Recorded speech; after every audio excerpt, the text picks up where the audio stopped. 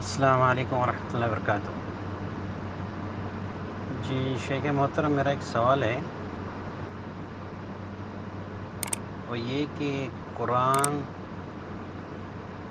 کثرت سے رمضان مہینے میں پڑھا جاتا ہے، چونکہ اس کا نزول اسی مہینے میں ہوا ہے،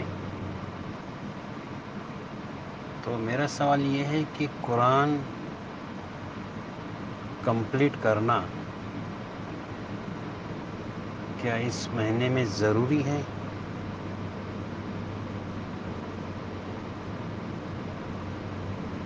تھوڑا اس کا جواب دیجیے۔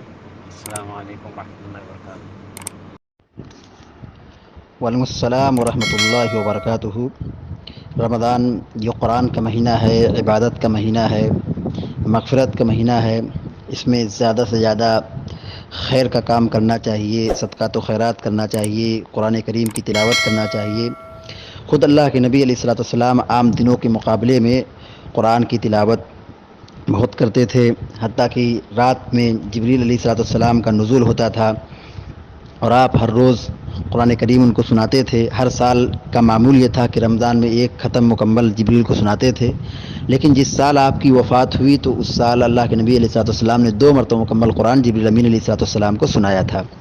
اور ہمارے اسلاف کا اور صحابہ کرام کا یہ معمول رہا ہے کہ وہ رمضان المبارک کی راتوں میں اور رمضان المبارک کے مہینوں میں یا دنوں میں جو بھی لمحہ ہوتا تھا، اپنی تمام تر مصروفیات سے کٹ کر کے قرآن کریم کی تلاوت کرتے تھے۔ امام مالک رحمۃ اللہ علیہ کی سیرت بڑی مشہور ہے کہ وہ رمضان کے علاوہ دیگر ایام میں وہ درس حدیث دیا کرتے تھے، لیکن جب رمضان کا مہینہ آتا تو مسند درس کو بند کر دیتے تھے اور تعلیم چھوڑ کر کے قرآن کریم کی تلاوت میں لگ جاتے تھے۔ تو یہ ہمارے اسلاف کا معمول تھا۔ قرآن کریم زیادہ سے زیادہ تلاوت کرنا چاہیے، پڑھنا چاہیے، اس کو سمجھنا چاہیے۔ لیکن اگر کوئی آدمی نہیں ختم کر پاتا ہے یا اس کو اتنی مہارت نہیں ہے کہ وہ ہر روز ایک پارہ پڑھے تو 30 دن میں ایک قرآن مکمل ہو جائے، تو یہ کوئی ضروری نہیں ہے، یہ فضیلت کی چیز ہے۔ لیکن یہ واقعی محرومی کی بات ہوگی کہ اگر انسان اس مہینے میں بھی 1 2 3 4 مرتبہ قرآن ختم نہ کر پائے۔ لہذا ہماری کوشش یہ ہونی چاہیے کہ ہم زیادہ سے زیادہ قرآن کریم کی تلاوت کریں اور اللہ رب العالمین کے کلام سے جڑیں۔